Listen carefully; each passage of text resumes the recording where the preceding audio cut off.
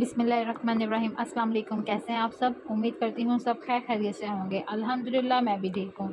जिसने मेरा channel like नहीं किया, सब्सक्राइब नहीं किया, शेयर नहीं किया, वो जल्दी जल्दी मेरा चैनल लाइक करे, सब्सक्राइब करे और शेयर करे और बेल आइकन पे क्लिक करे ताकि मेरी हर आने वाली वीडियो आप तक पहुँच जाए।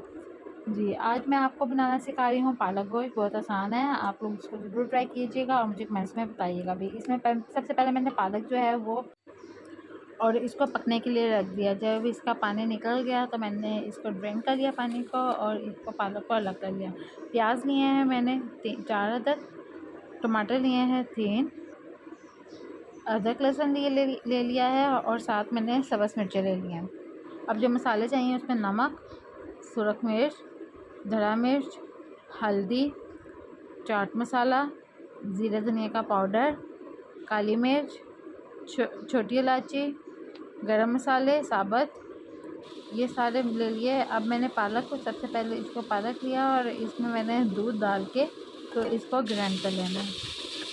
ये देखें, इसी तरह मैंने अपनी सारी जो पालक है वो ऐसे ही मैंने ग्राइंड कर लेनी है।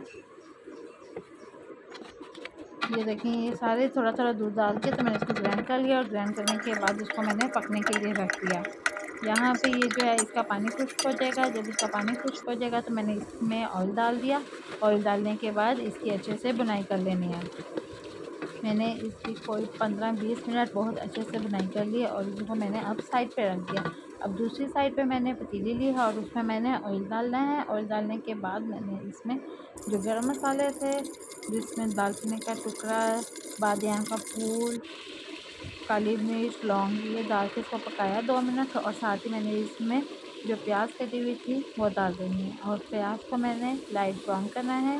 जब ये ब्राउन हो जाए तो इसमें मैंने जो मटन है वो डाल देना है। मटन जो है वो मैंने एक दफ़ा उसको थोड़ा सा पका लिया हुआ था। मटन डाल कर इसके अच्छे से बुनाई कर देनी है और साथ जो अदरक लहसुन है वो अच्छे से पीस कर और वो इसमें डाल देना है और इसको खूब 5-6 मिनट अच्छे से पकाना है और फिर बाद में इसमें मैंने जो हमारे मसाला चाहते हैं वो डाल देने हैं।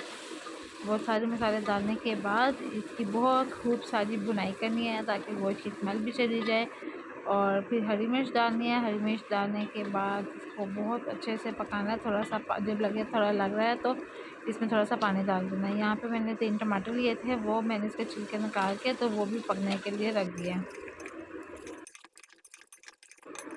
यहाँ पे मैंने कोई 12-13 मिनट इसकी बहुत अच्छे से बुनाई कर लेनी है और पानी थोड़ा थोड़ा डालते रहना ताकि साला नीचे लगे ना। अब मैंने दही लिया है 4 चम्मच और ये दही जो है वो फेंट के तो वो मैंने इसमें डाल देना है और ये याद रखें कि दही डालने के बाद इसको हिलाते रहना है ताकि दही नीचे लग ना जाए। यहाँ पे देखें, हमने खूब सारी इसकी बुनाई किया और माशाल्लाह हमारा मसाला रेडी हो गया। अब मैंने जो मटन के पीस हैं वो अलग निकाल लिए थे और जो मसाले में था इसमें मैंने पालक डाल के तो इसकी बहुत सारी बुनाई कर दी थी।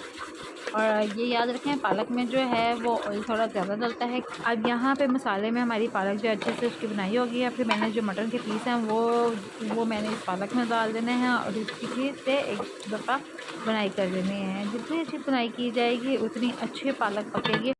अब मैंने इसमें फ़्रेश क्रीम के 4-5 चम्मच डाल देने हैं और अच्छे से इसकी बुनाई कर देनी है और क्रीमी से हमारी पालक बन गई है। माशाल्लाह हमारी पालक जो है वो बनकर तैयार हो गई है अल्हम्दुलिल्लाह।